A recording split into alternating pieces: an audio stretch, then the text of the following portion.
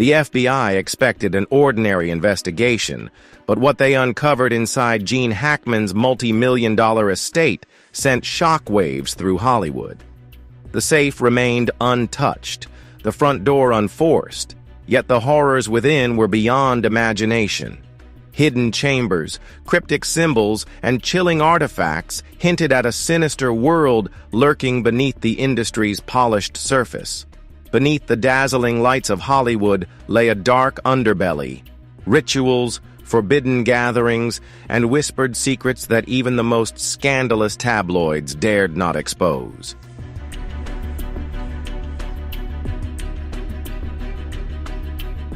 The FBI didn't just uncover evidence. They shattered the illusion, peeling back Hollywood's shimmering facade to reveal the grotesque machinery beneath. Gene Hackman didn't just walk away. He fled from a truth too terrifying to ignore. What remained in his wake wasn't just a mystery, but a damning testament to an industry built on secrets, where fame wasn't earned. It was sacrificed.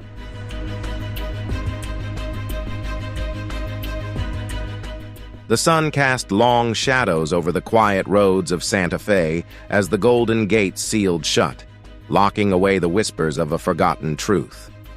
Among the adobe homes and artistic landscapes stood a mansion, a retreat where Gene Hackman and Betsy Arakawa had sought refuge for over 30 years. Once a fortress of solitude for the Oscar-winning legend, it had kept Hollywood's noise at bay. But in the somber light of early 2024, those walls no longer guarded privacy.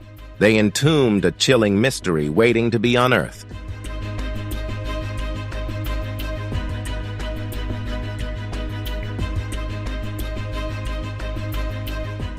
Gene Hackman and Betsy Arakawa's fate came to light in the most unassuming way.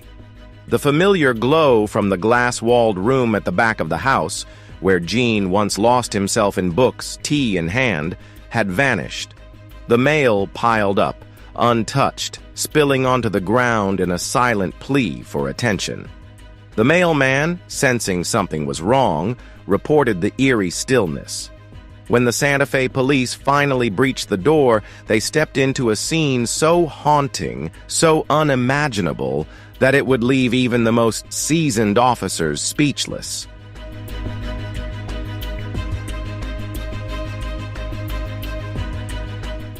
Gene Hackman's body lay motionless on the living room floor, his form contorted, his once familiar face frozen in an expression of something indescribable. Betsy Arakawa sat slumped against the sofa, her lifeless hand dangling as if she had reached for something.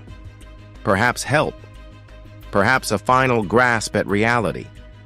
No blood, no struggle, just an eerie stillness that sent a chill through the air. Yet, the putrid scent of decay clung to every corner, forcing even seasoned forensic officers to recoil. They hadn't just died. They had been gone far longer than anyone had imagined. The first words entered into the Santa Fe police report were brief but chilling.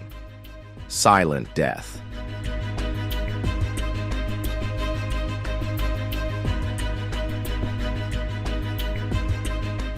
The silence didn't linger. As word of their deaths slipped into the streets of Santa Fe, the air buzzed with whispers and unease. Some claimed Gene Hackman had been silenced, a calculated Hollywood purge to bury long-forgotten sins. Others spun a darker tale. Betsy Arakawa had been poisoned, and in a moment of anguish, Hackman had followed her into the abyss, unable to bear the weight of his final tragedy. Fact and fiction blurred, but one thing was undeniable. This was no ordinary passing, and the unease spread like wildfire.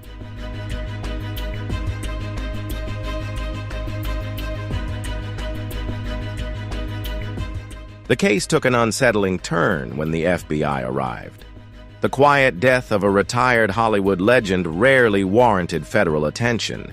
Yet as soon as the local coroner completed their examination, a fleet of black SUVs rolled through the golden gates of Hackman's estate. No flashing lights, no sirens, just a silent procession of agents in dark suits and unreadable expressions.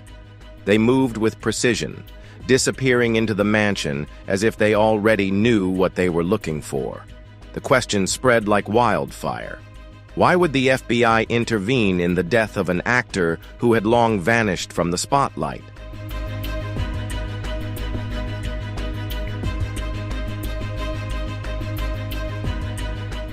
It reached the public, but whispers from within the investigation hinted at something far more sinister. An anonymous source claimed that what the FBI found inside Hackman's Santa Fe mansion changed everything. This wasn't just the quiet passing of an aging couple, nor a collection of nostalgic keepsakes. Behind an old oak bookshelf, hidden in plain sight, they uncovered a secret room. A space so deliberately concealed that even longtime visitors had never suspected its existence. Gene Hackman had once joked, "If I have any secrets, they'll go with me to the grave." But now it seemed those secrets refused to stay buried.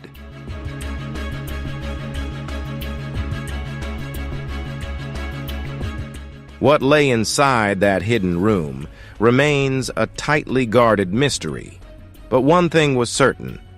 It wasn't just about Gene Hackman. According to a source present at the scene, the documents seized by the FBI carried names that sent shockwaves through the investigation. Clint Eastwood, Dustin Hoffman, Jack Nicholson, even powerful political figures were all listed in the aging, dust-covered files.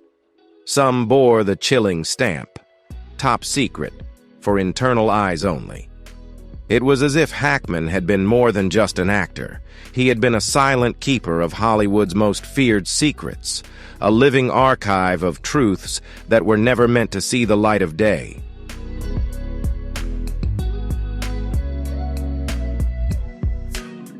Once a titan of the silver screen, Gene Hackman now stood at the center of a far darker narrative, one of covert dealings, unbreakable oaths, and vendettas that had shadowed him for decades.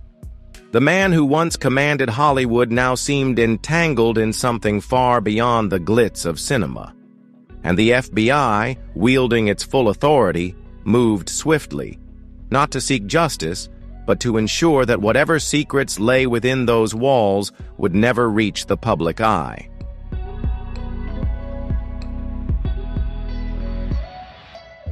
As the FBI convoy disappeared beyond the golden gates of Santa Fe, the mansion stood empty, a relic swallowed by the endless desert. But the silence it left behind was deceptive, merely the calm before a storm that would soon shake Hollywood to its core. Gene Hackman was gone, but the secrets he guarded refused to be buried with him.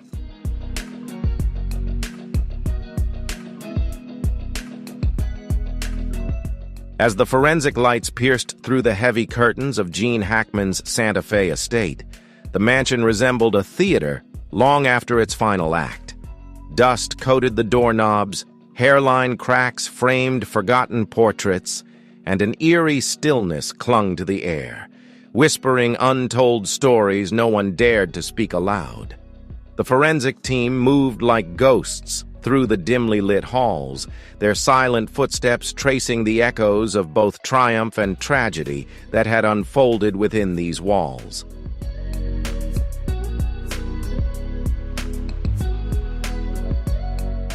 But it wasn't until the master bedroom door creaked open that they truly crossed the threshold into an unsettling truth. There were no cinematic theatrics, no shattered glass, no desperate messages smeared across the walls, no trail of blood leading to a final revelation. Just an oppressive stillness and a lingering scent seeping through the wooden floorboards like a whisper from something long hidden, something the world was never meant to find.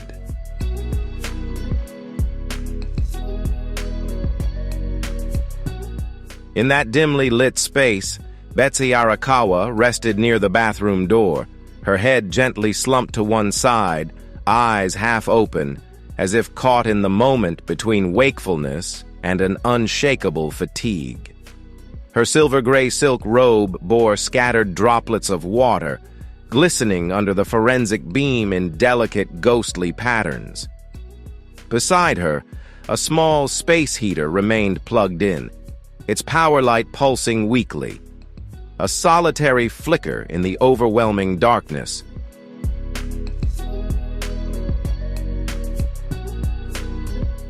Scattered around her were pills, some whole, others ground into a fine white powder. There were no pill bottles, no prescription slips, nothing to explain their presence. But when investigators later obtained a list of the substances, the truth became far more unsettling. These weren't ordinary medications.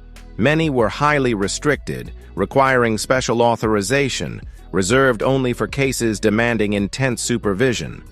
Whatever Betsy Arakawa had ingested, it was never meant to be in the hands of just anyone.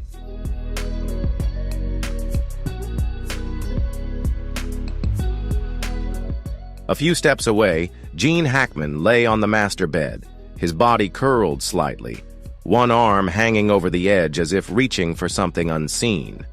The face that once captivated audiences with its commanding presence was now frozen in a twisted grimace, somewhere between pain and an unspoken horror. The forensic team noted the chilling detail.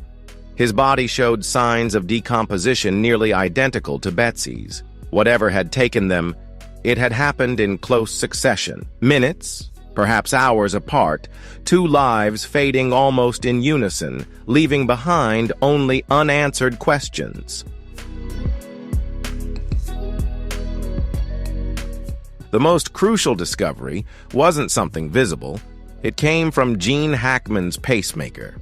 For years, the device had silently monitored his heart, recording every irregular beat and transmitting data in real time to a medical center. But at exactly 2:43 a.m. on February 17th, the signals abruptly stopped. No final spikes, no distress alerts, just an eerie, absolute silence. That single data point became the key to unraveling the final moments within the Golden Gates of Santa Fe, marking February 17th as the day everything changed.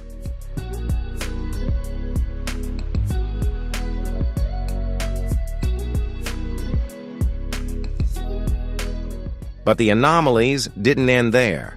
Despite the bedroom's outward order, a closer look revealed unsettling details.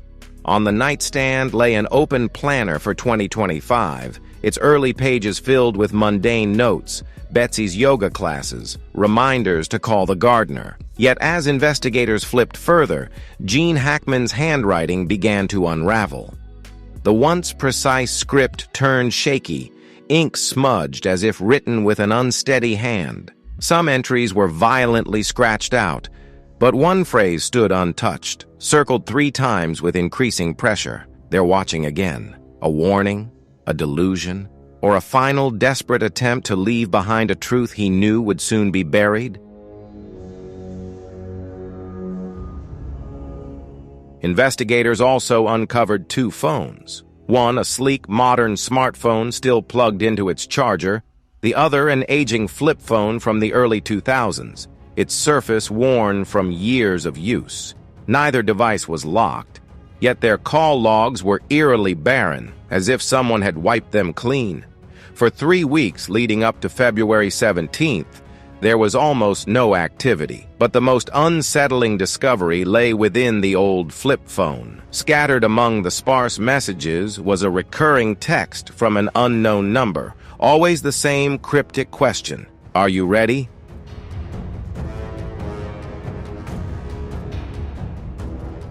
Each clue, the crushed pills, the erratic planner, the ominous text messages, felt like scattered fragments of a puzzle whose final image remained elusive.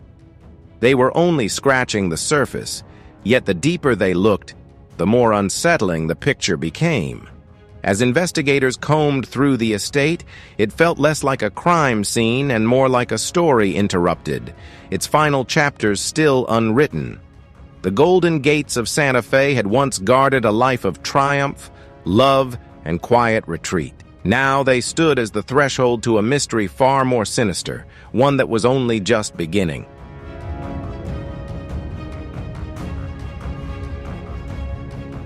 The moment the bathroom door creaked open, the scene inside was impossible to forget. The golden light cast eerie shadows over a tableau frozen in time, as if the room itself had been caught mid-sentence in a story never finished. Betsy Arakawa lay slumped near the doorway, her body twisted at an unnatural angle, her head resting against the cold brick wall. Scattered across the floor were white and blue pills, some lodged beneath the cabinet, blending with the dust and a few stray strands of hair. A small space heater hummed nearby, radiating an oppressive heat that clashed unnervingly with the crisp February air outside. The forensic team hesitated at the threshold, struck by the unsettling contrast. This was no ordinary scene, and the answers it held would not come easily.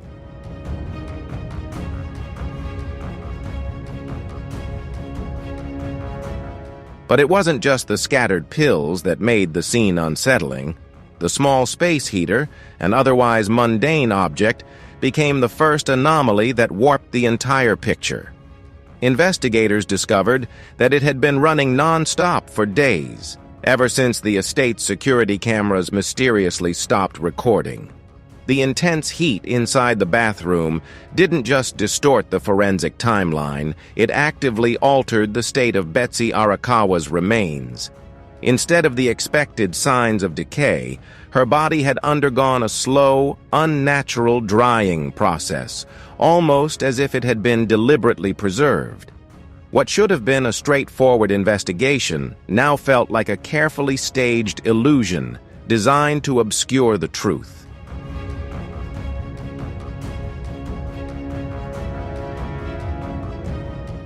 Betsy's position defied the usual patterns of an overdose.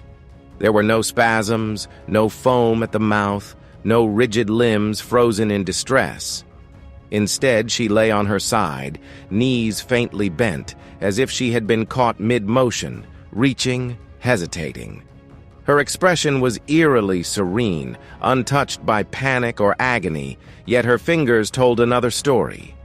Dry and brittle from prolonged exposure to heat, they clutched the edge of the wooden floor with unsettling delicacy. It was as if, in her final moments, Betsy had seen something. Someone, just beyond the doorway. And whatever it was, she hadn't looked away.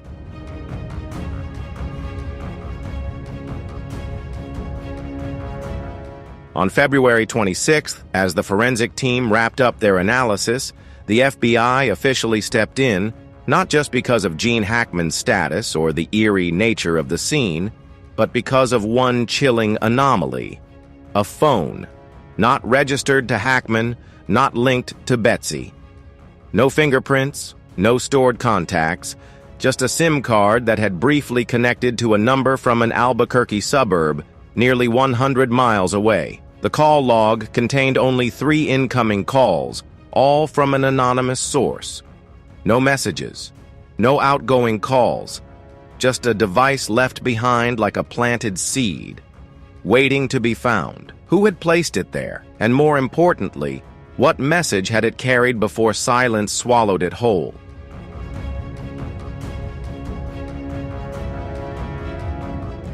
It's likely that on the night of February 16th, when Gene Hackman's heart rate spiked, or on February 18th and 20, when his phone inexplicably left the estate, someone had entered the house.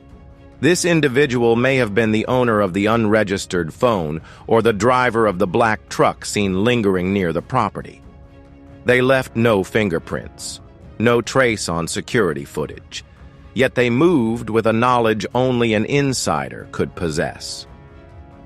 They knew about the hidden safe behind the wardrobe, the estate's blind spots, and most chillingly, they returned after Hackman and Betsy Arakawa were already gone.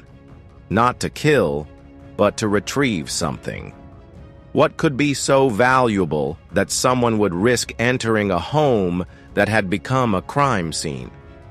And in the quiet, watchful community of Santa Fe, who had seen something, perhaps a shadow slipping through the night, an unfamiliar engine humming down the road, but chose to say nothing?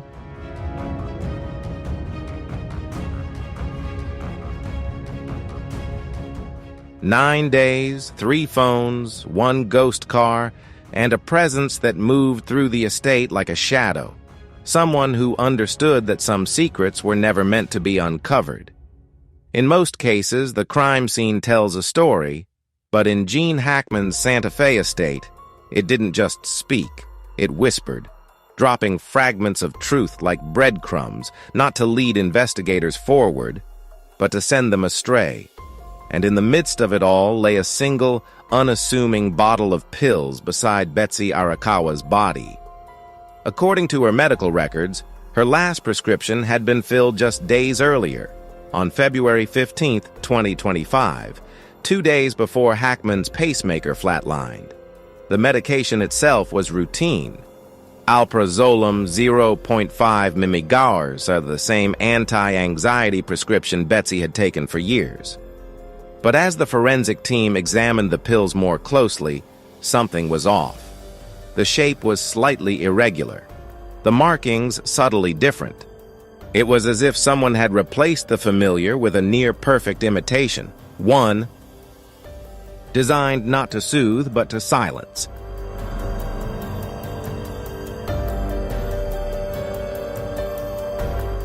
One pill, Betsy, drifting into a peaceful afternoon nap. But when investigators counted the remaining pills in the bottle, the numbers didn't add up. At least 6 were missing between February 15th and February 17th. According to her log, Betsy had only taken 3. So where had the others gone? There were no records of an increased dosage, no medical reason for the discrepancy, which led to the real question: who else had access to those pills, and what were they used for? Then came the most unsettling discovery. Betsy's autopsy revealed a foreign compound in her system, something that didn't match any of her prescribed medications. It wasn't alprazolam, nor her usual heart pills or vitamins. It was something else entirely, a substance that wasn't supposed to be there, raising the most chilling possibility of all. Betsy hadn't just taken her usual medication. Someone had given her something else.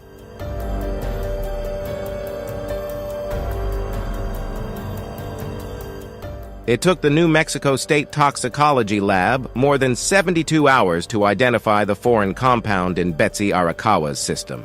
The results were chilling: a synthetic sedative with no legal distribution in the United States. Its chemical structure resembled mazalan, but had been altered to act faster, inducing near-instant anesthesia and short-term memory loss, a formula commonly linked to abductions or carefully orchestrated deaths. Betsy had ingested this drug sometime between the night of February 16th and the morning of February 17th, the same critical window when Gene Hackman's pacemaker registered sudden irregularities. The evidence was no longer just circumstantial. Someone had been inside that house, not just watching, but taking deliberate action.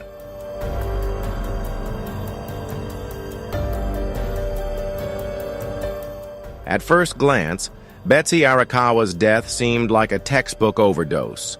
A pill bottle beside her, scattered tablets on the floor, a half-full glass of water within reach. But to FBI investigators, the scene felt staged. The first red flag?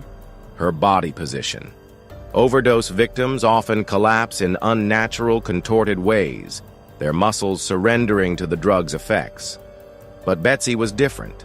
Lying neatly on her side, arms resting parallel, knees slightly bent, as if carefully placed rather than having fallen naturally. It wasn't the posture of someone who had lost control, it was the posture of someone arranged after the fact.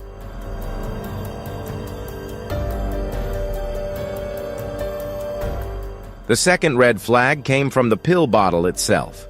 Betsy's fingerprints were nowhere to be found.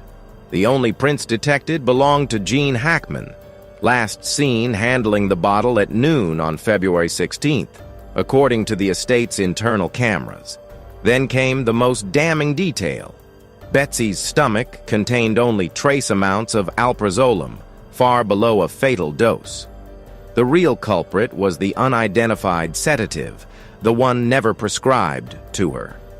This led investigators to a chilling realization. Someone had attempted to stage her death as an overdose, but lacked the patience or the knowledge to make it convincing. The setup was careless, rushed, as if the person behind it had other priorities beyond simply covering their tracks.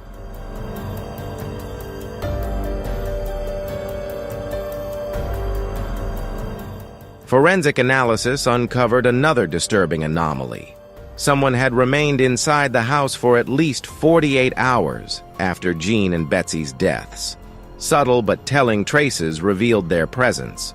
A set of footprints, size 43, made by specialized walking shoes, faintly imprinted on the bathroom floor.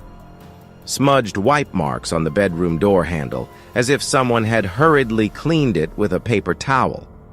Most chilling of all, the estate's internal security system had been manually disabled for exactly 2 days, from February 17 to February 19th, before being switched back on, with no new fingerprints found on the control panel. Whoever this person was, they didn't just flee after the act, they stayed. The question was, why? What kept them inside the house for 2 full days? And more importantly, what were they doing during that time?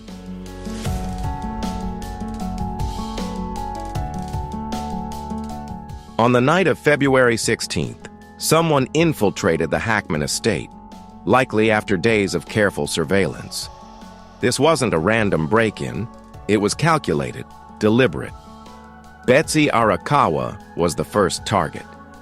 The intruder forced her to ingest the synthetic sedative, a drug designed to subdue and erase short-term memory, leaving her defenseless. As the drug took hold, she lost control, slipping into unconsciousness. Then came the moment of confrontation. Gene Hackman, realizing something was wrong, came face to face with the intruder. It was at this precise moment that his pacemaker recorded its first irregular spike, a surge that could have been triggered by sheer terror, a sudden struggle, or worse, chemical interference.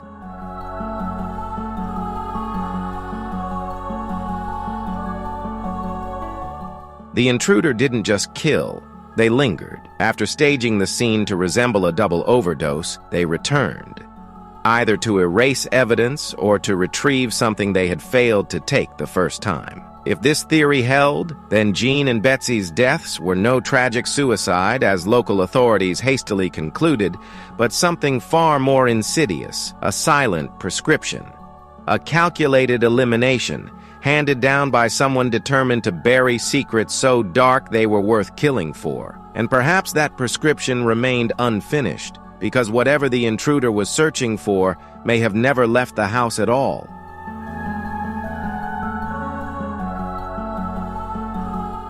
The once warm Santa Fe estate now stands as a hollow monument, frozen in time, its walls holding echoes of a story unfinished. Every window pane, every floorboard, every untouched surface lingers as an unanswered question, a whisper of something just out of reach. And within the quiet specters of Gene Hackman and Betsy Arakawa, a truth lingers, unspoken, unresolved, like a door left ajar, waiting for someone to finally step through.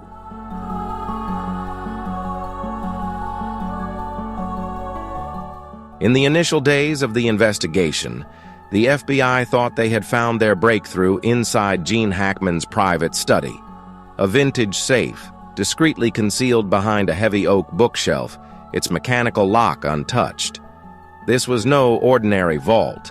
It was the kind Hackman had kept with him since his Hollywood prime, a testament to his deep-seated obsession with privacy. But more than that, it could be the gateway to the secrets he had safeguarded for a lifetime, secrets that now held the power to rewrite everything investigators thought they knew.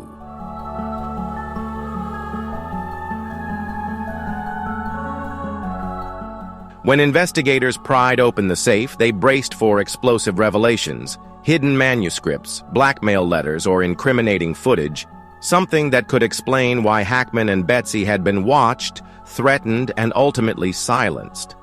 But instead, they uncovered a collection of peculiar relics. A faded handwritten letter from the 1980s, signed by a long-dead director entangled in an old Hollywood scandal.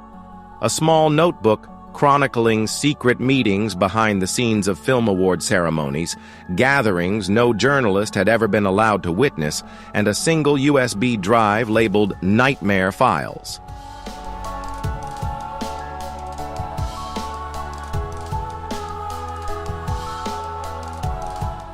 One of the most crucial pieces of evidence gathered by the FBI was a series of ominous messages Gene Hackman had received in the 6 months preceding his death.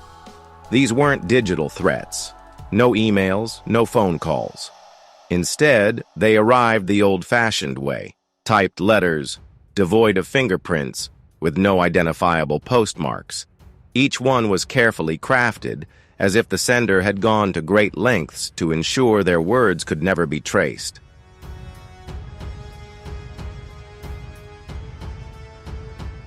The letters were brief but deeply unsettling. "You know too much. Stay silent, or silence will find you." Gene Hackman had spent a lifetime brushing off such warnings, once confiding in a close friend that Hollywood was haunted by the ghosts of its past.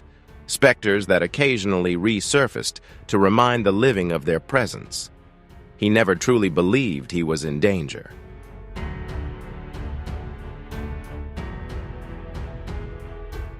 As investigators delved deeper, Betsy Arakawa's story began to shift. No longer just the devoted wife standing quietly in her husband's shadow, but a figure entangled in something far more dangerous. A secret that the FBI had only begun to unravel. By mid-2024, Betsy had been quietly compiling documents on Hollywood's hidden forces. Tucked away in a kitchen drawer, her handwritten notes listed names that had long circulated in the darkest corners of conspiracy forums. DL, a renowned director accused of child abuse. HC, a media mogul known for silencing witnesses with both money and blood. AP, an actress who mysteriously vanished after threatening to expose an elite circle behind Malibu's secret parties. Betsy hadn't just stumbled upon these names, she had been searching for them, and now it seemed someone had made sure she wouldn't get any further.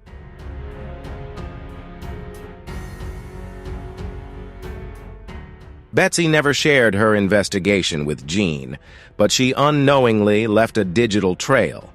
On her aging laptop, the FBI uncovered an unsettling pattern of searches, deep dives into the mysterious death of veteran actor David Careen, the suspicious suicide of Brittany Murphy, and leaked reports exposing human trafficking rings linked to Hollywood's elite.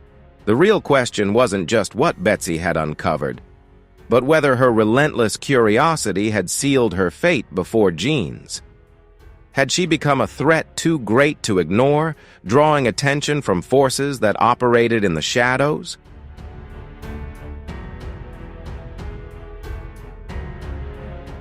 The FBI officially closed the Hackman-Arakawa case as an unresolved criminal investigation, but seasoned agents knew the story didn't end with a report.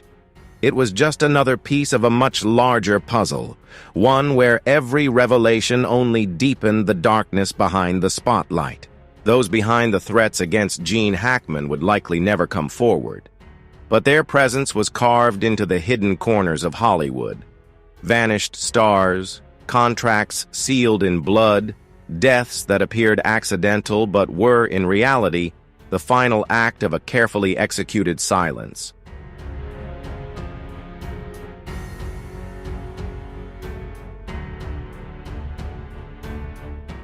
The Santa Fe mansion is no longer just a crime scene. It stands as an unseen monument to the souls swallowed by Hollywood's abyss. What the FBI uncovered wasn't a resolution, but a doorway plunging straight into the industry's darkest depths. Among the evidence was Gene Hackman's final journal, now locked away in the FBI's most classified archives. The last pages were scrawled in a hurried, trembling hand. "They're getting closer. I don't know what I've done or what I've seen, but they know I know. If anyone finds this journal, understand that nothing in Hollywood is accidental. As for the USB drive, the so-called nightmare files, its contents remain a mystery hidden from the world. But according to one anonymous agent, what they saw inside made even those who had cracked the N4TM cult codes recoil in silence, their faces pale with something beyond fear."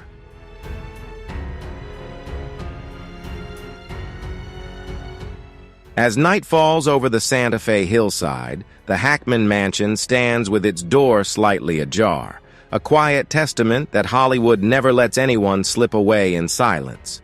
In the city of dreams, every fallen star leaves behind a shadow, and those shadows always find a way to whisper to the living. The Hackman estate is no longer just a crime scene. It is a tomb, a burial ground for the forgotten souls of a Hollywood that rots beneath its own illusions. What the FBI uncovered wasn't an answer, but an entryway into something far worse. A descent into the very heart of hell, hidden behind the shimmering facade of the film capital.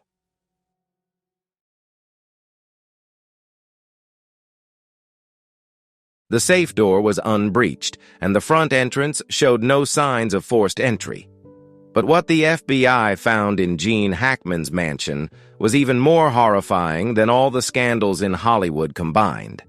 Each detail revealed seemed to tear open the viewer's chest, exposing the darkest secrets that the film capital had tried to hide beneath its glamorous facade. Behind that glittering exterior were bloody hunts, orgies, and bone-chilling events.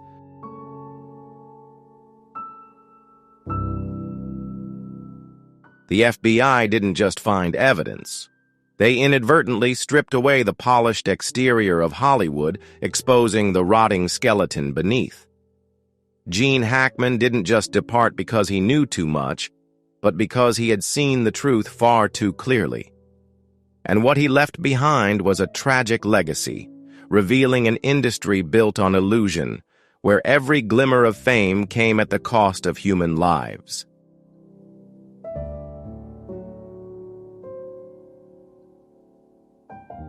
The Golden Gates silently closed on the dirt road in Santa Fe, hiding all the secrets behind them. Amidst the land of art, among adobe houses bathed in the warmth of the sun, stood a mansion that had been the retreat of Gene Hackman and his wife, Betsy, for over 3 decades. It had once been an impenetrable sanctuary, where the man holding 2 Oscar statues retreated from the flashbulbs and hollow applause. But on a gray morning in early 2024, the walls surrounding this place were no longer a veil protecting privacy. They became a shroud concealing a deadly secret.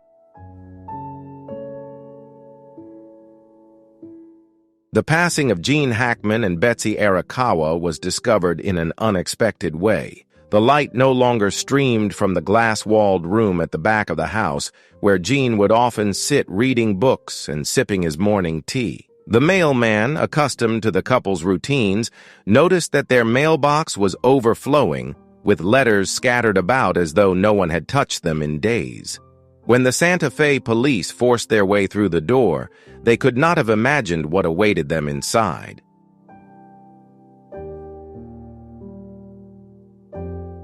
The body of Gene Hackman lay on the living room floor curled up, his face so stiff it was nearly unrecognizable. Beside him, Betsy rested her head against the sofa, her hand hanging limp as if she had tried but failed to reach for something on the table. There were no signs of a struggle, no fatal wounds, but the foul stench that filled the stagnant air of the mansion made the first responding forensic officers retreat to catch their breath. They had been dead for a long time, much longer than anyone had expected before the discovery. Silent death, That was the first phrase recorded in the Santa Fe Police Department's internal report.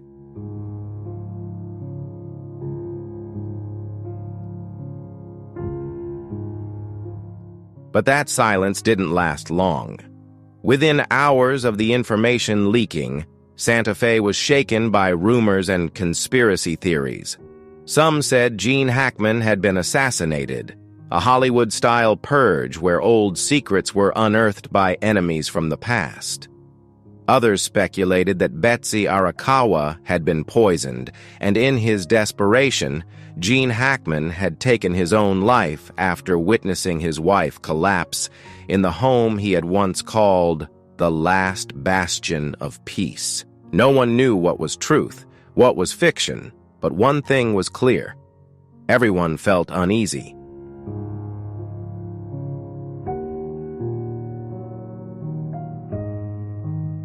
Things became even more bizarre when the FBI got involved. Typically, the death of a reclusive star in their private home rarely attracts the attention of federal agencies. But with Gene Hackman, as soon as the local coroner's office had finished processing the scene, a silent procession of black SUVs from the FBI quietly glided past the Golden Gates. No sirens, no noise, just agents in black suits, sunglasses, and stoic faces walking straight into the mansion. The question was immediately raised. Why would the FBI care about the death of an actor who had been away from Hollywood for nearly 20 years?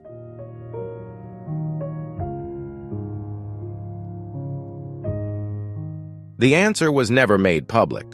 However, according to an anonymous source within the investigative team, what the FBI uncovered in the Santa Fe mansion completely shifted the direction of the investigation. It wasn't just the bodies of an elderly couple, nor merely old memorabilia or a few sentimental photos. The FBI discovered a hidden room, a small door concealed behind an old oak bookshelf, where Gene Hackman had once jokingly said, "If I have any secrets, they'll go with me to the grave."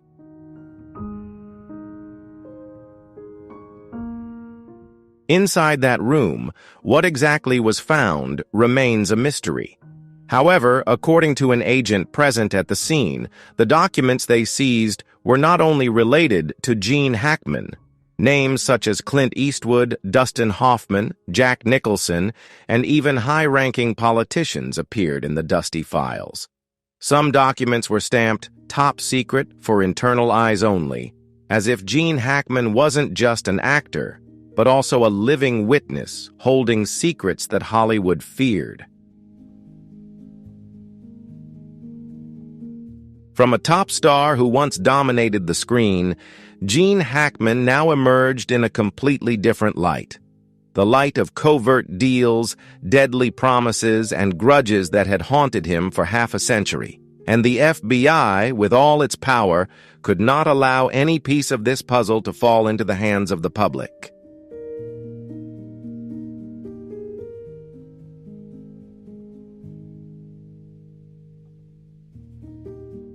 The Golden Gates of Santa Fe closed behind the FBI convoy, leaving an empty mansion in the desolate desert. But that silence was just the beginning of the information storm that would soon engulf Hollywood in the days to come. Gene Hackman had passed, but his secrets had not.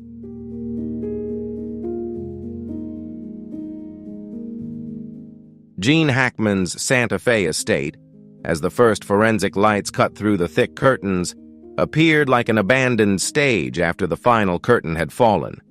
A thin layer of dust settled on the doorknob, small cracks in the paint around the picture frames, and an oppressive atmosphere that seemed to scream stories no one wanted to hear. The forensic team moved silently, each member a shadow passing through the walls that had witnessed the glory and tragedy of Gene Hackman and Betsy Arakawa.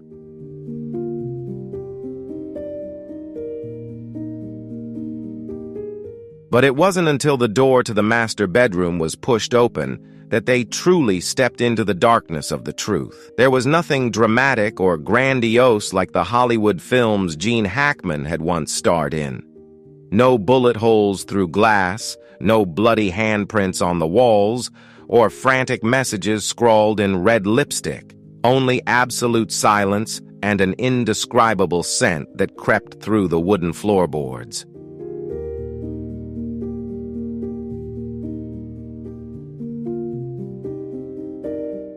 In that space, Betsy Arakawa lay near the bathroom door, her head tilted to one side, eyes half open as if she had just drifted off after a lingering headache. Her silver-gray silk robe was dotted with water droplets from the nearby sink, forming circular patterns under the beam of the flashlight. Next to Betsy, a small space heater remained plugged in, its power light faintly flickering in the darkness.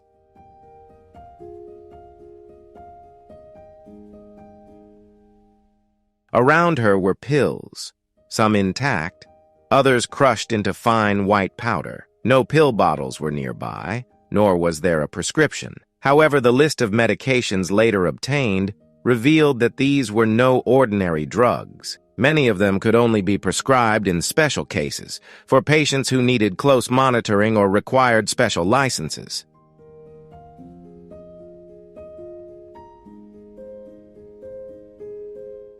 Not far from there, Gene Hackman was found on the master bed.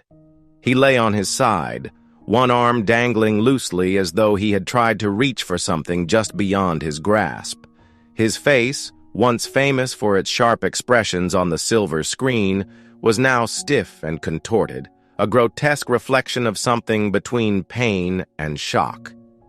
The decomposition of his body indicated that his time of death closely matched Betsy's, a small but significant detail, enough to conclude that they had passed within a very short span of time, perhaps minutes or hours apart.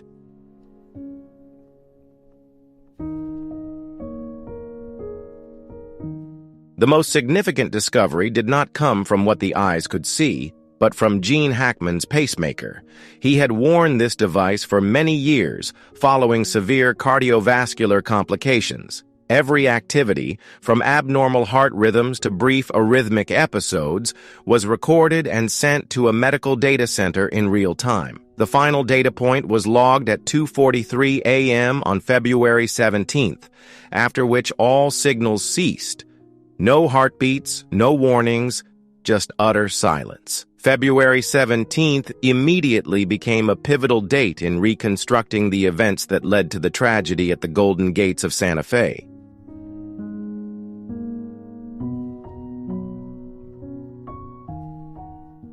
However, the initial clues collected by the investigative team did not stop there. Gene Hackman's master bedroom, despite its neat appearance, contained numerous oddities when observed more closely. On the nightstand, an open planner for the year 2025 lay before them.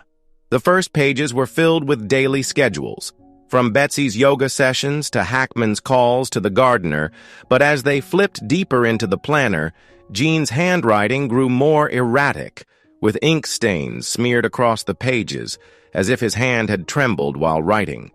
Some lines were hastily crossed out, but a phrase, "They're watching again," was circled 3 times, like a warning that Hackman himself wasn't sure was real or just a hallucination.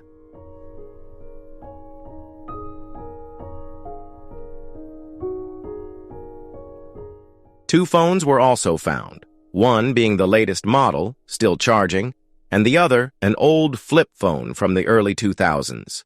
Neither had passwords, but the call history on both devices was almost empty for the 3 weeks leading up to February 17th. The strangest part was that the old phone occasionally received messages from an unknown number, each message consisting of a single line, repeatedly asking, "Are you ready?"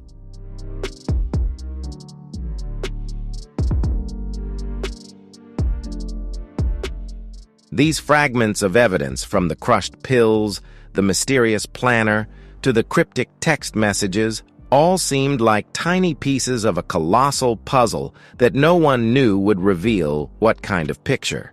And while these items were only the tip of the iceberg, the investigative team understood that to uncover the truth behind the Golden Gates of Santa Fe, they would have to dig deeper. By the time the evidence was gathered, Gene Hackman's estate felt like an open book in the middle of a story. The opening chapters, filled with glory, love, and peaceful days, had now given way to jumbled, vague, and troubling lines. But the next chapter, the darkest one, might have just begun.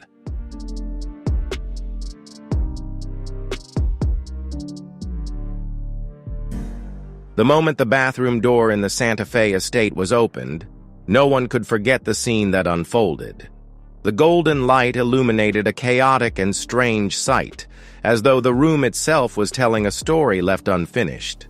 Betsy Arakawa lay there, near the bathroom door, her body contorted unnaturally, her head resting against the cold brick wall. White and blue pills were scattered across the floor, some rolling beneath the cabinet, mingling with fine dust and a few fallen strands of hair. Nearby, the small heater continued to hum, its warmth so intense that when the forensic team entered, they could feel the warm, humid air hit them like an unusual gust of wind, contrasting with the cold of February in Santa Fe.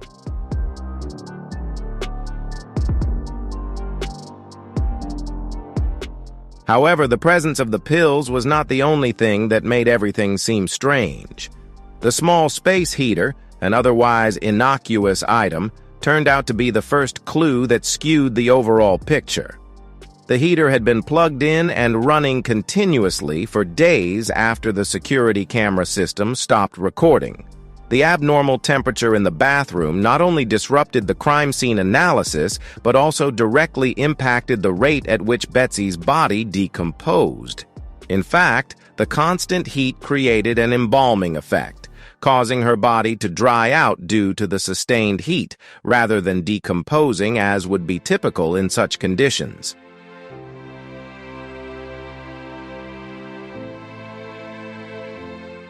Betsy's posture was unlike typical overdose cases.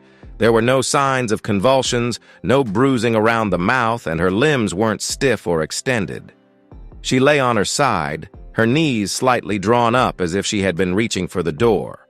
Her face lacked any sign of excruciating pain or panic, but there was something strangely calm in that stillness. Her dry, brittle fingers gently gripped the edge of the wooden floor, as though Betsy had seen something or someone outside the bathroom before everything came to an end.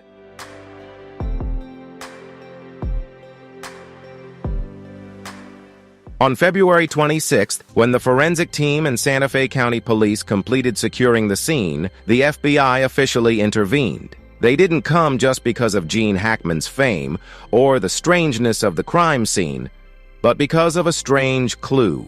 This phone was not registered under Gene Hackman's name, nor did it belong to Betsy. There were no matching fingerprints, and the data retrieved from the SIM card showed that it had connected to a number from a suburb of Albuquerque, nearly 100 miles south of Santa Fe.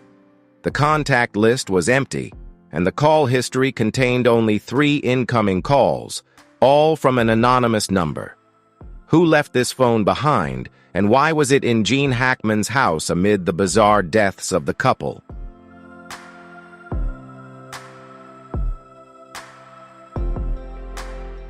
It's possible that on the evening of February 16th, when Gene Hackman's heart rate spiked, or on the 18th and 20th of February, when his phone left the house, this person entered the home. This individual could be the owner of the third phone or the driver of the black truck. They left no fingerprints, had no face caught on the cameras, but they knew something. Something about the safe hidden behind the wardrobe, about what Gene Hackman had kept secret for years, about every corner of the estate, and maybe even the blind spots of the cameras. Most importantly, this person returned after Gene Hackman and Betsy Arakawa had died, not to harm them, but to search for something. What could be so valuable that someone would risk coming back to a house that had now become a crime scene? And who, in the quiet community of Santa Fe, chose to remain silent, even though they may have seen or heard something but said nothing?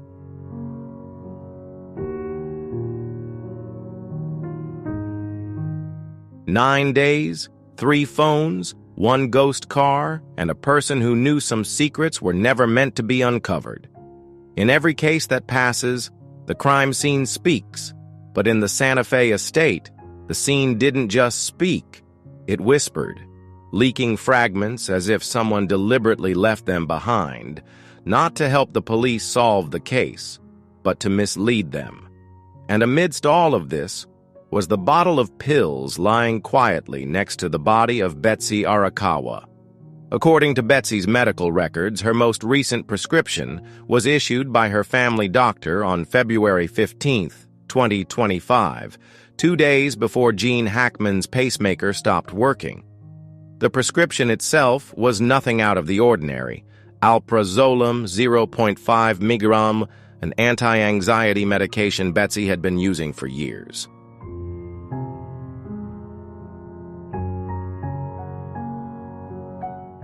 One pill, Betsy sleeping soundly during her afternoon nap, but when the investigators checked the remaining pills in the bottle, they found that at least 6 pills were missing between February 15th and February 17.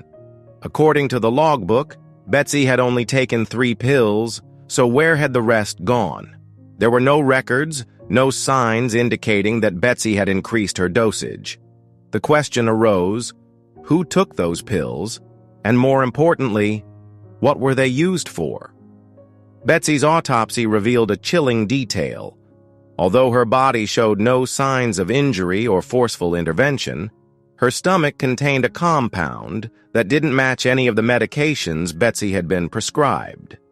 It wasn't alprazolam nor any heart medication or vitamins she commonly took.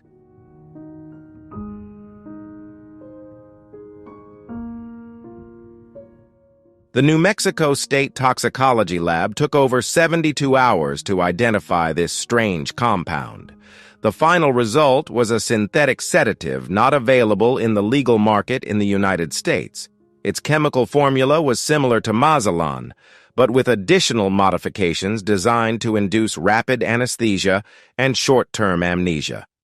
A drug typically used in kidnappings or meticulously planned deaths.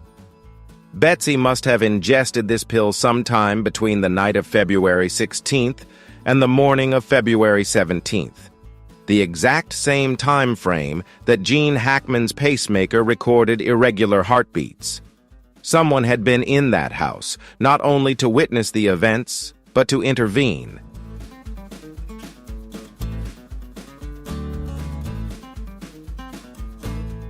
Initially, Betsy Arakawa's death appeared to be a typical overdose. A pill bottle nearby, several tablets scattered on the floor, a half-full glass of water within arm's reach. But FBI investigators quickly noticed inconsistencies. First, the position of the body. Overdose victims typically lie curled up or face down, but Betsy was lying neatly on one side, her arms parallel, her knees slightly bent.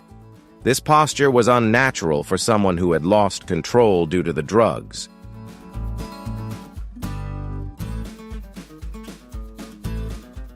Second, there were no fingerprints from Betsy on the pill bottle, only fingerprints from Gene Hackman.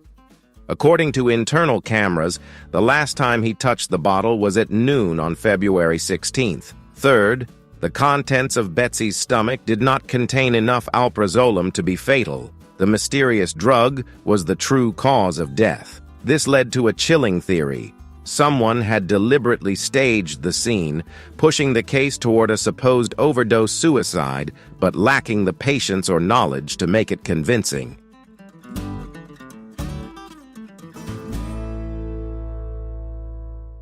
The forensic analysis of the house revealed another strange clue. Signs that someone had been in the house for at least 48 hours after Gene and Betsy died. Strange footprints, size 43 specialized walking shoes, gently pressed into the bathroom floor, and uneven wiping marks on the bedroom door handle, as if someone had hastily wiped it with a paper towel. The internal camera system had been switched off for exactly 2 days, from February 17th to February 19th, and then turned back on without any new fingerprints on the control panel. Why didn't the intruder leave immediately after the act? What made them return, stay in the house for 2 days, and more importantly, what did they do during that time?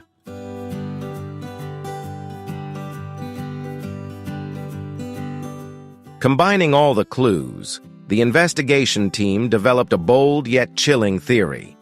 On the evening of February 16th, someone had broken into the Hackman residence, possibly after prior surveillance. This person forced Betsy to take the strange drug and the enhanced sedative, both controlling and temporarily erasing her memory. When Betsy fell unconscious, Gene Hackman confronted the intruder, and at this moment, his pacemaker recorded abnormal heart rhythms. Gene Hackman may have died from acute stress or by being forced to take a drug.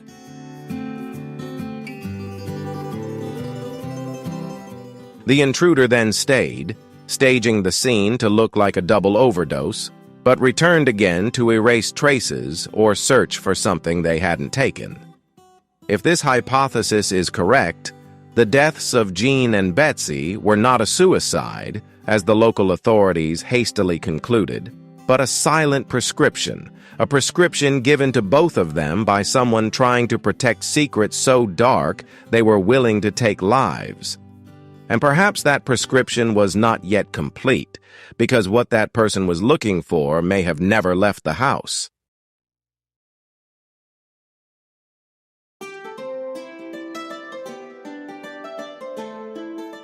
The Santa Fe estate on the hill is no longer a home, but a cold monument, where time fragments into pieces, resting between silent walls.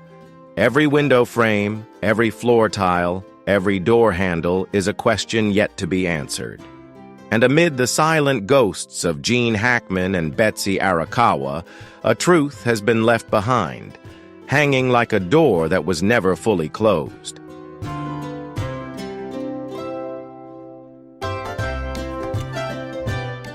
In the early days of the investigation, the FBI believed they had found the answer in Gene Hackman's private study. A vintage safe, cleverly hidden behind a wooden oak bookshelf with a mechanical lock. This was the type of safe Hackman had carried with him since his Hollywood glory days, a part of his obsessive need for privacy, but it also could be the doorway to the secrets he had carried throughout his life.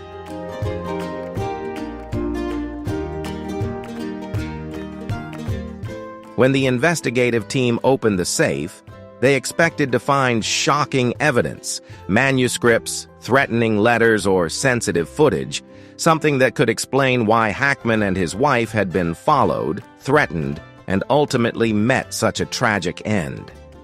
However, inside, they only found strange items. A handwritten letter from the 1980s, written in faded blue ink, signed by a director involved in a past scandal, long deceased. A small notebook detailing secret meetings behind the scenes of film award ceremonies, meetings no journalist was allowed to attend.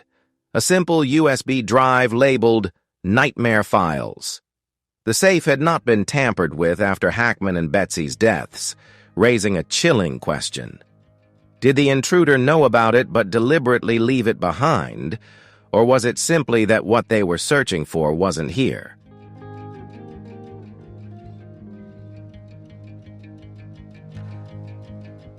One of the key pieces of evidence collected by the FBI was the threatening messages that Gene Hackman had received in the 6 months leading up to his death. These weren't sent via email or personal phone calls, but rather through traditional paper letters, typed, with no fingerprints and no clear postmarks.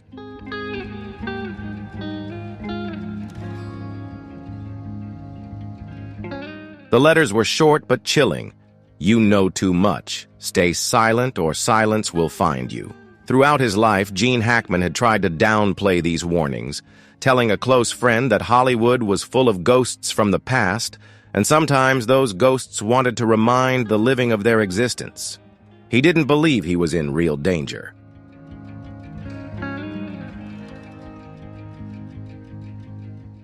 The story of Betsy Arakawa gradually began to emerge through the investigative files, no longer an image of a meek wife fading in the shadow of her husband. but something else. A small yet dangerous secret that the FBI had only just begun to skim the surface of. From the middle of 2024, Betsy had started gathering documents on the covert forces in Hollywood.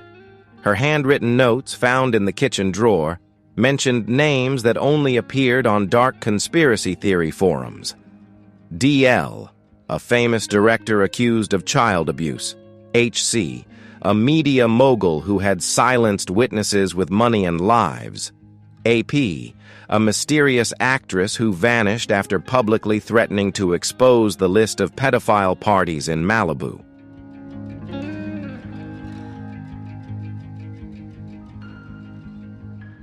Betsy didn't tell Gene about these investigations, but she left traces on her old laptop where the FBI discovered numerous searches related to the mysterious death of veteran actor David Serene, the suspicious suicide of Brittany Murphy, and leaked documents about human trafficking rings in Hollywood. The question that arises is, what did Betsy know, and whether her curiosity had made her a target before Gene?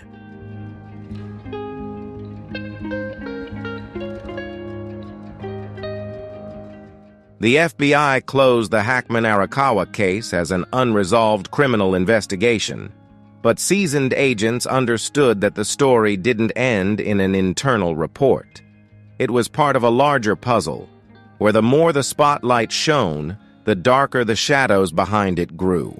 Those responsible for the threatening letters sent to Gene Hackman may never reveal themselves, but their mark had been etched into every dark corner of Hollywood. Unsolved disappearances, blood-stained contracts, deaths that seemed accidental, but were, in fact, the culmination of a perfectly orchestrated silence.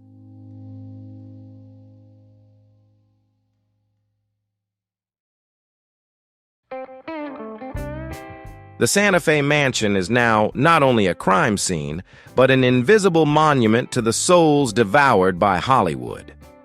What the FBI found was not a solution, but a door leading straight into the depths of the inferno of the film capital. Gene Hackman had recorded the final days of his and Betsy's lives in a handwritten journal, now housed in the FBI's most classified archives. The last pages were hurriedly written, with erratic handwriting. They're getting closer. I don't know what I've done or what I've seen, but they know I know. If anyone finds this journal, understand that nothing in Hollywood is accidental. As for the USB drive, what the FBI called the nightmare files, no one outside the investigation team is permitted to know what it contained, but according to an anonymous agent, what they saw made even those who had cracked the N4TM cult codes shudder and turn away.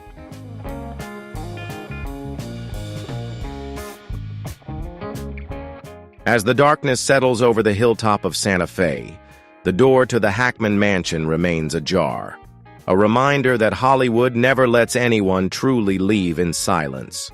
For in the city of dreams, every extinguished star leaves behind a ghost, and those ghosts always know how to whisper in the ears of the living. The Hackman mansion is not just a crime scene, but a mass grave that buries the souls of a decaying Hollywood. What the FBI discovered was not a solution, but a doorway leading straight into the depths of hell in the heart of the film capital.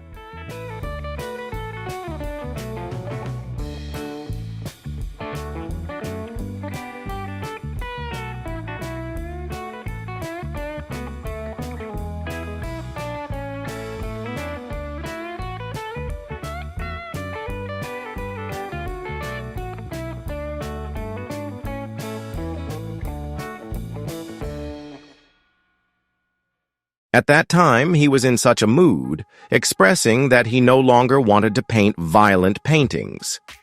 He felt exhausted by them, having been so deeply involved in creating so many over the years. He said, "I'm 94 years old." Clint Eastwood finally spoke out, lifting the veil of secrecy that had shrouded Gene Hackman for over 50 years, the friend, the rival, and the most haunting ghost in his life. Every word Clint spoke cut through memories like a blunt knife, dragging out broken phone calls, unspoken words, almost like backstage punches exchanged after Unforgiven. And because of certain secrets about Gene Hackman, Clint made it clear that if they weren't revealed, he'd take them to the grave. What is that truth?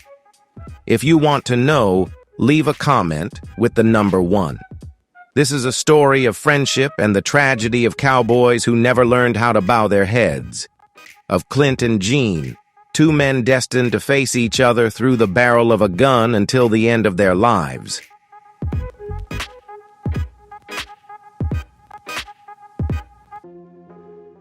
In January 2024, as winter covered Carmel by the sea in a blanket of snow, Clint Eastwood sat at an old wooden table by the window, his weathered fingers gripping the fountain pen that had been with him for decades.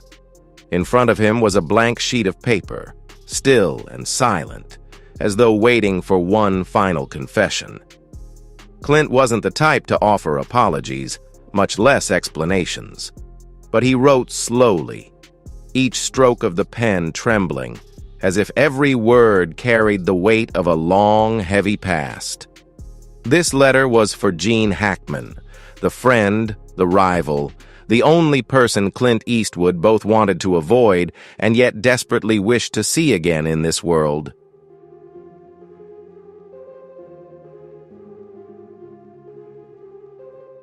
Gene, I guess we both thought we had more time. Turns out all we really have is Unforgiven. These brief, blunt words were as much a reflection of Clint himself, yet beneath the black ink lay a lifetime of highs and lows between 2 old cowboys, disagreements over every frame, long, silent phone calls, those glances that understood each other's breath without a word. Clint folded the letter and placed it in a worn brown envelope, but he never sent it. The letter stayed in an old wooden box in the corner of the room, alongside unwritten scripts, blurry behind-the-scenes photos, and untold memories of Gene Hackman.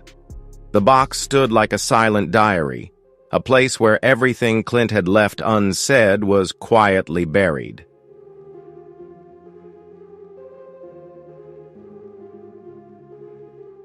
When his family found it after Gene Hackman and his wife passed away, the letter was still intact, unsealed, never having left that room.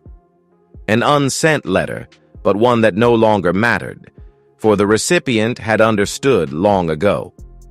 Some friendships don't need a perfect ending.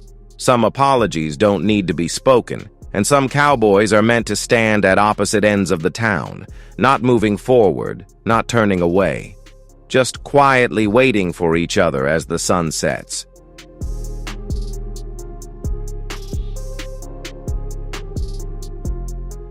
That evening, Clint sat on the porch, his eyes fixed on the fiery horizon. The shadows stretched longer, gradually enveloping his frail figure. An old gunslinger who had finally realized that all the grudges, stubbornness, and pride between him and Gene Hackman didn't truly matter. All that remained were the whispers of the wind carrying the sound of distant hooves, where the 2 old gunslingers would at last ride together on a road no longer divided.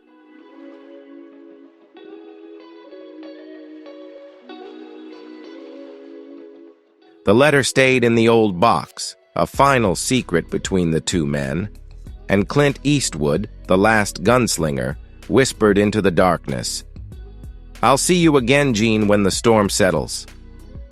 2 old gunslingers, one fallen, one standing tall, left only with unsaid words, unsent letters, and rusted guns lying still beneath the dust of time.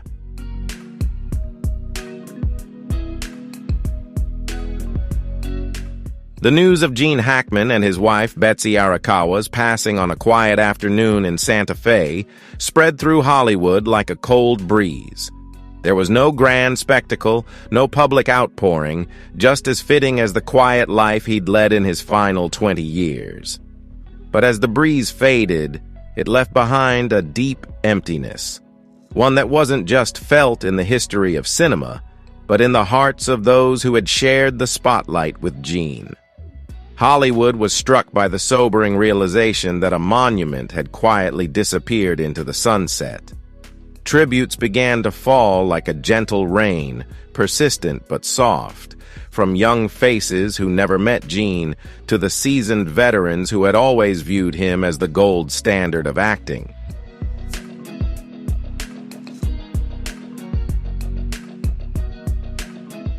Everyone shared heartfelt tributes for the tough yet incredibly talented cowboy. Morgan Freeman, who had stood alongside Gene in Unforgiven, posted a black-and-white photo from 1992 showing the three men, Clint, Gene, and Morgan, sitting together on a wooden porch, each holding a cigarette, gazing into the distance. Gene was the only one who could push Clint Eastwood's patience on set, but Clint was the one who could always make Gene laugh with a dry joke. They were like oil and water, unable to live without each other. But the most awaited tribute, of course, was Clint Eastwood's.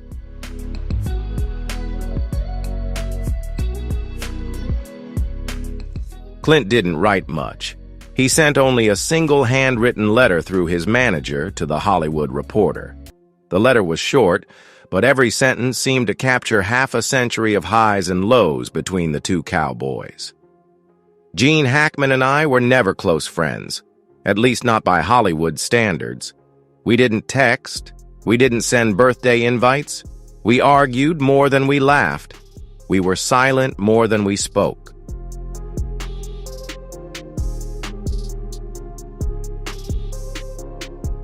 But if anyone were to ask me, at the end of my gun, who I'd most want to see, the answer has always been Gene Hackman.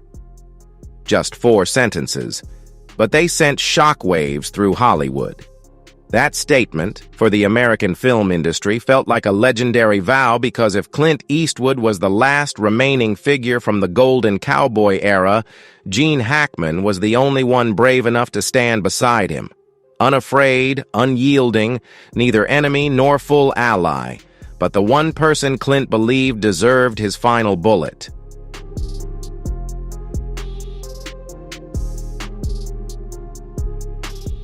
The story of Unforgiven is the one most often remembered. The brutal, grim Western where Clint and Gene first aimed their guns at each other, both on screen and off. The media has often recounted behind-the-scenes moments, like when Gene Hackman got upset after Clint changed a line on set, or when Clint quietly left a meeting after Gene made a comment that bruised his director's ego. But no matter what, they always found their way back to each other in the end.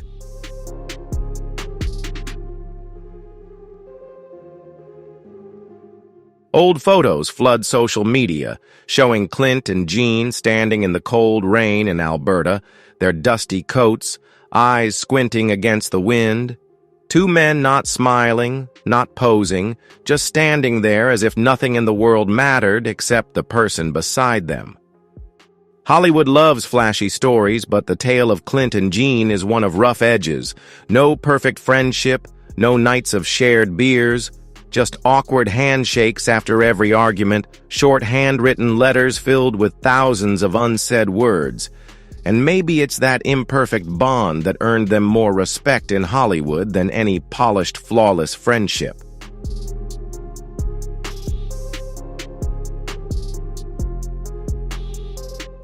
We don't have to like each other to know we need each other. Clint's words from 2004 suddenly went viral, spreading across film forums. Gene Hackman had passed, taking with him the untold secrets of his life, but Clint Eastwood remains, a lone gunslinger standing on the hilltop, staring down at the valley of the past. Now there's no one at the other end of the barrel to challenge Clint, to argue over every scene, or to quietly sit beside him after long days of shooting. No one understood Clint Eastwood quite like Gene Hackman did.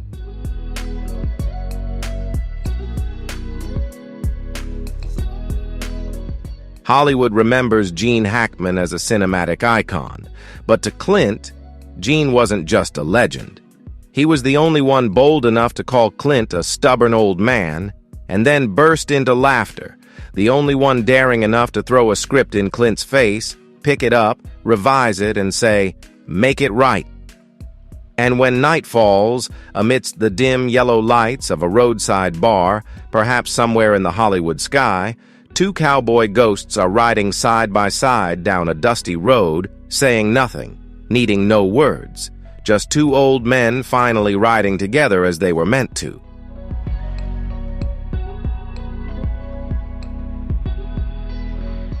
In 2015, a handwritten letter with no return address, just 3 faint, swaying letters in the top left corner, GH, arrived in the old wooden mailbox at Clint Eastwood's home in Carmel. Dina, his ex-wife, who still visited occasionally to care for the house when Clint was away, found it. She placed it on his desk next to a pile of dusty scripts, then silently left without saying a word.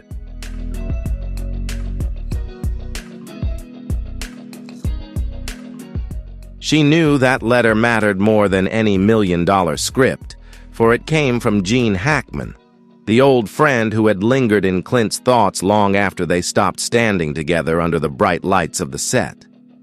Inside the envelope was a yellowed piece of paper with shaky, slanted handwriting, yet still sharp in the way only a man with countless golden statues could manage. There were no greetings, no lengthy introductions. Gene went straight to the point, as he always did in life. One final journey.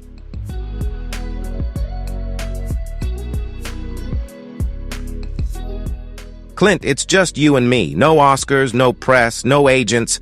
Just us and a story only we can tell. Clint read that letter over and over until its edges were creased and yellowed with time. But he never replied. Not because he didn't want to, but because Clint understood that some journeys are meant to be dreamed, not lived.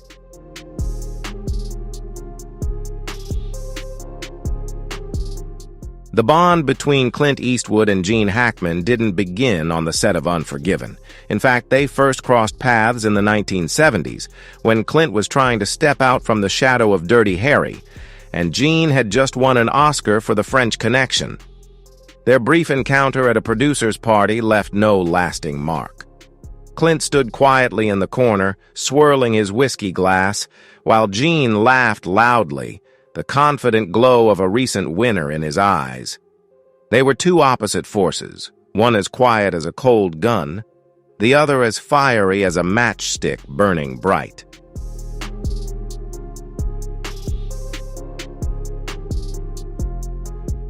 Then, in 1992, Unforgiven brought them together. No fanfare, no trumpets, just two old cowboys sharing one last cigarette before the sunset. Clint never forgot the look on Gene's face after the final scene, when William Money turned his back and walked away in the rain. Gene watched him, no acting, no words, just the genuine gaze of a man who knew his time was running out. From that look, an invisible thread tied them together.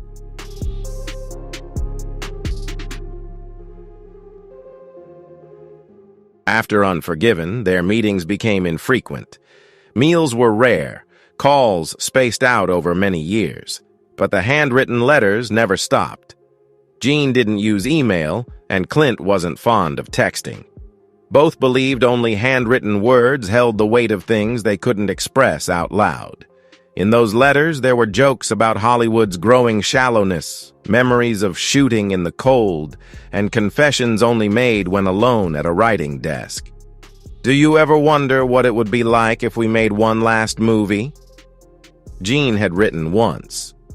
Clint read it, folded it, placed it in a drawer, and stepped outside to light a cigar.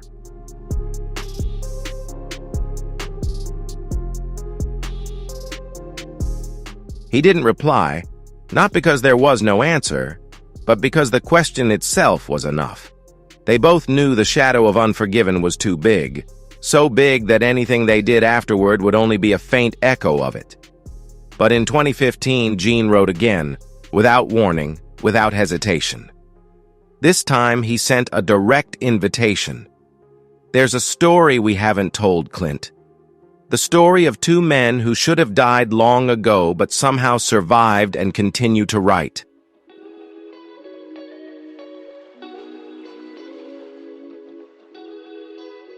Tell it before it's too late. Clint held the letter in his hand for a long time. In his mind, the scenes started playing on their own. Two old cowboys, hunched backs, trembling hands, standing face to face on a dusty street, no guns, only words left unsaid. But Clint knew Gene wasn't just asking him to make a movie. He was inviting Clint on one final journey, a journey of two old souls who had weathered every storm a film could bring, but not the storm of friendship.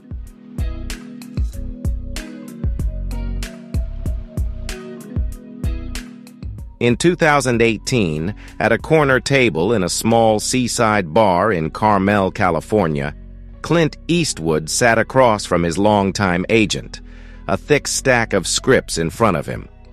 These weren't the usual Hollywood scripts he received each week. This was a special project, one proposed by a special person, Gene Hackman. It all began a few months earlier when Gene, who had nearly vanished from public life after his last film, Welcome to Mooseport in 2004, unexpectedly called Clint.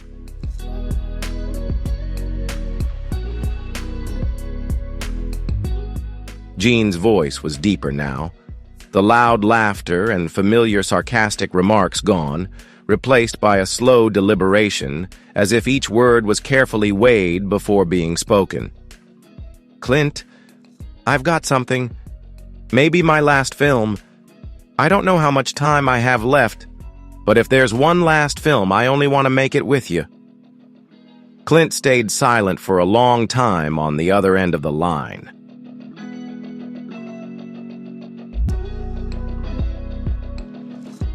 They say that when old gunslingers talk about their final stand, it means the guns are loaded, but no one knows where the bullet will land. That film was never officially announced. No title, no producer, not even a formal contract, just the initial idea scribbled on a crumpled piece of paper. Two old cowboys, once comrades, now standing at opposite ends of a town, each holding a secret that cannot be revealed, a gunfight no one wants, but one they can't escape. Clint liked the idea, and Gene liked it too, but that was the last point they agreed on.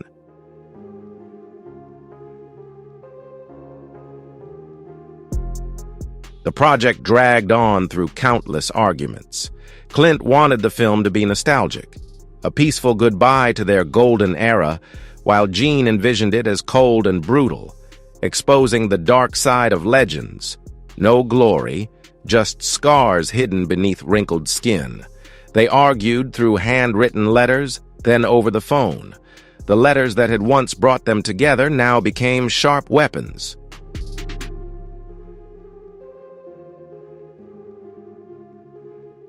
Gene accused Clint of being afraid to tarnish his own monument, while Clint mocked Gene for clinging to a fading light. Word by word, sentence by sentence, they drove each other further apart. The climax came in a private meeting between the two at the end of 2018 in Santa Fe. No assistants, no producers, just the two men who had once stood side by side, now facing each other in a dimly lit room. No one knew exactly what was said, but according to a hotel employee who overheard, it was Gene who stormed out first, kicking the door open so violently that a painting on the wall shook. Clint stayed behind, staring at the whiskey glass in front of him, never taking a sip.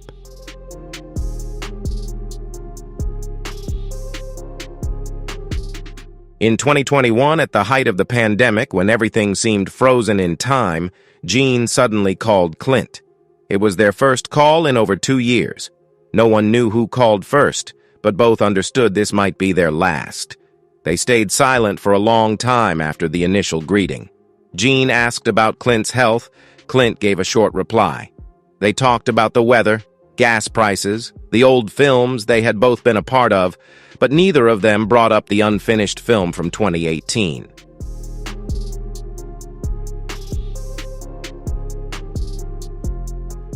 Suddenly, Gene paused. his voice soft as if speaking to himself. "Clint, do you remember the last scene of Unforgiven, when I stood there watching you ride off into the rain?" Clint stayed silent. Gene chuckled quietly. "I never said it, but I knew. I knew we'd never have another one." Clint wanted to say something, but his throat tightened. The call ended with a sigh from both sides. They didn't hang up immediately, leaving it there, listening to each other's breath, as if two old cowboys stood at opposite ends of a town, hands on their guns, but no one drawing. After that call, Clint told a close friend, "I don't think I'll talk to Gene again," and he was right.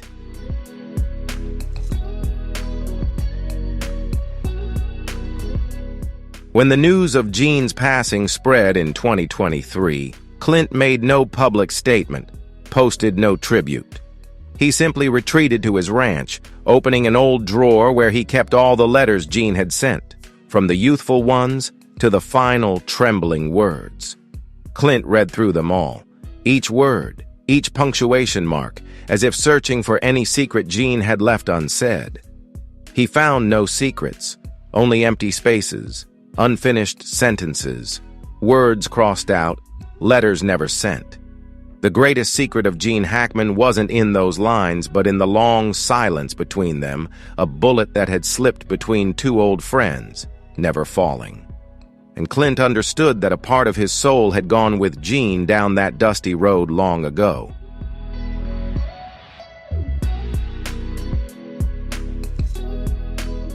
When the news of Gene Hackman and his wife, Betsy Arakawa's death was discovered in their small home in Santa Fe, it didn't shock Clint Eastwood.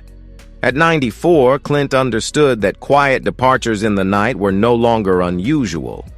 What left him motionless by the window of his Carmel ranch that morning wasn't the news of Gene's passing, but the realization that the final words that should have been said would now never be spoken.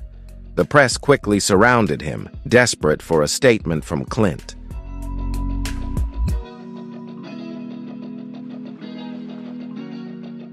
For the past 2 years, Clint and Gene had been estranged, avoiding each other entirely, with not a single word exchanged since their last phone call in 2021, when silence spoke louder than any words.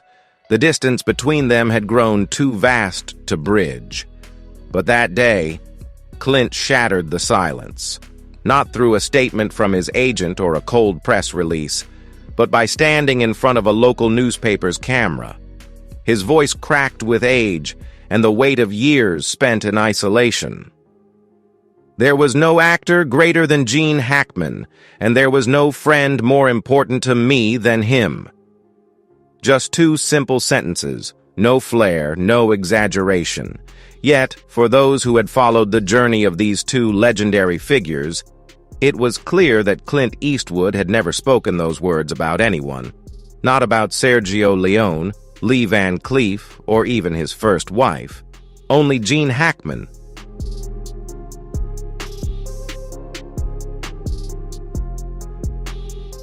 The reporters thought that was the end of it, but Clint wasn't done. After that brief statement, he returned to his farm, shut the door, and cut off all communication. The landline, the cell phone, the old fax machine, everything fell silent, like a desert after a gunfight. The only call made was to Kyle Eastwood, Clint's eldest son, who understood the complex, deep bond between his father and Gene Hackman better than anyone. Kyle later shared with a close friend that his father's voice that day sounded different, softer, burdened.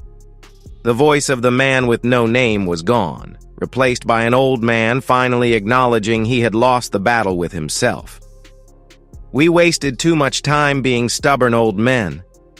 Just those few words with no elaboration, no excuses. But in those words, there was all the regret, humility, and emotion Clint had kept buried for so long.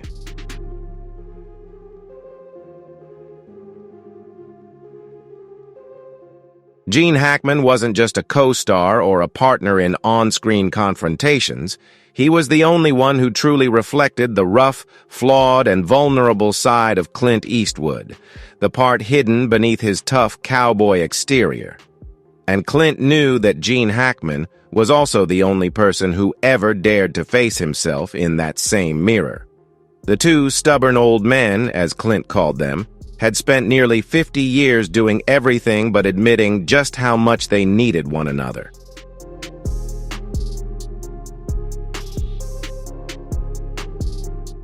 They exchanged letters, stories, and unfinished dreams. They argued, hung up on each other, and spent hours in absurd drinking binges.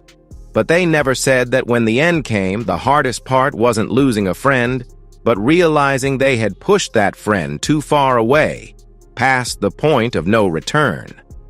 And when the dust finally settled, Clint sat alone on the porch, gazing at the Pacific Ocean. No cigarette, no whiskey, just the wind howling through the old wooden planks.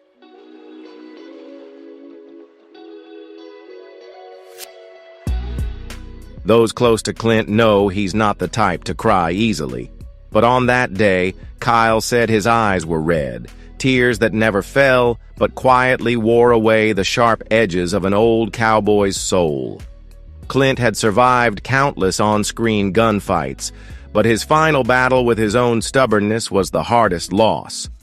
The press kept speculating, wondering if there was a joint will between Clint and Gene, a secret pact about the unfinished movie from 2018, or a final letter Clint never sent. No one knows except Clint, and he'll never reveal it. Do you know about that letter? If so, leave comment number 2. If not, leave number 5.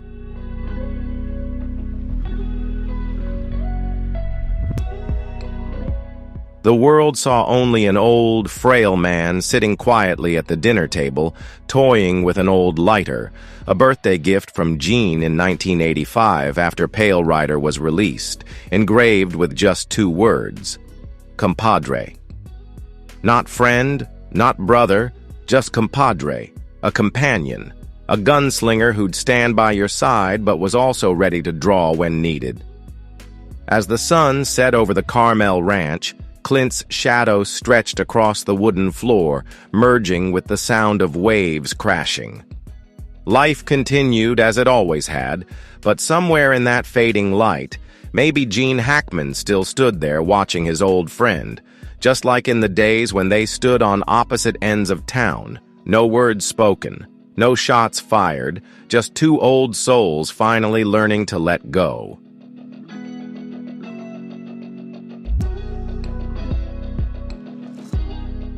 Clint Eastwood sat silently, lost in thought by the living room window, his weathered hand gently resting on the worn wooden armrest.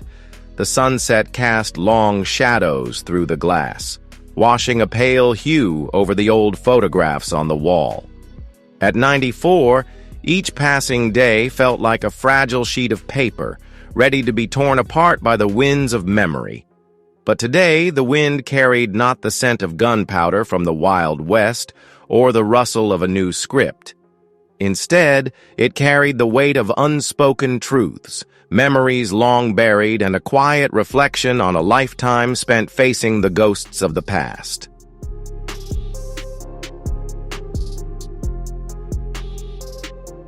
Today, there was only silence, and this silence was named Gene Hackman. Clint Eastwood had lived with silence like an old, stern friend. Those who knew him understood that Clint wasn't one to dwell on the past or cling to old glories. But this silence was different from anything he had ever known. It was heavy, like the click of a gun with no bullets left, like the final step on barren land. For the man who had passed was Little Bill Daggett, the ghost of a friend and rival, a shadow that would linger long after the credits rolled.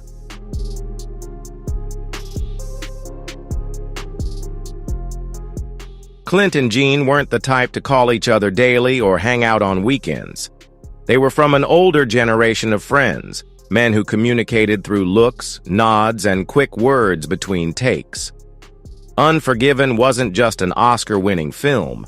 It was a bond that tied the two Western hearts together. Over the years, many Hollywood colleagues have become rivals, but Clint and Gene never let awards or the spotlight eclipse the respect they held for one another.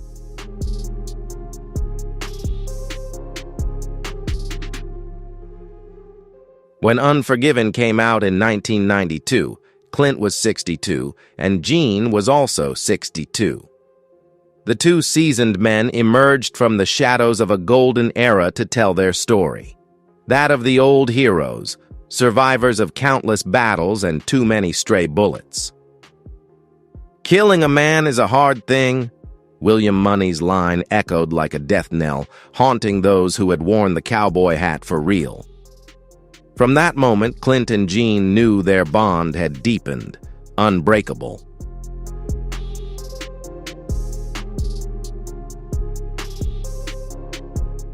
But time is merciless to all. In the years that followed, Clint kept pushing forward in filmmaking, while Gene slipped away without fanfare. No retirement party, no emotional speech. Gene Hackman, the relentless cop Popeye Doyle, the man who once shook America to its core, vanished from Hollywood as if he'd never been there. Clint called a few times, then stopped. He understood that sometimes old cowboys choose to quietly disappear into the darkness, like the last bullet hitting the ground.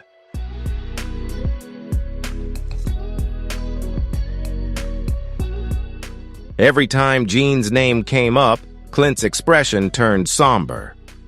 "He was one of the best," he'd say, then lapse into silence. No one knew what had been said between them after their last meeting. All anyone noticed was that whenever Unforgiven was mentioned, Clint would retreat to his private room, sit beside his old guitar, and gently strum a few notes.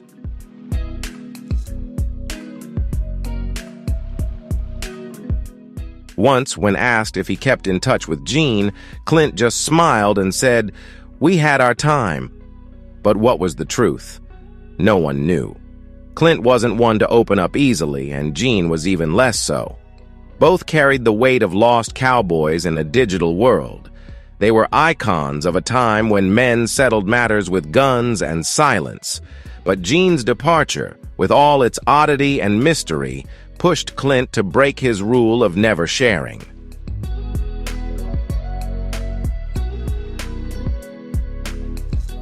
Thank you for watching this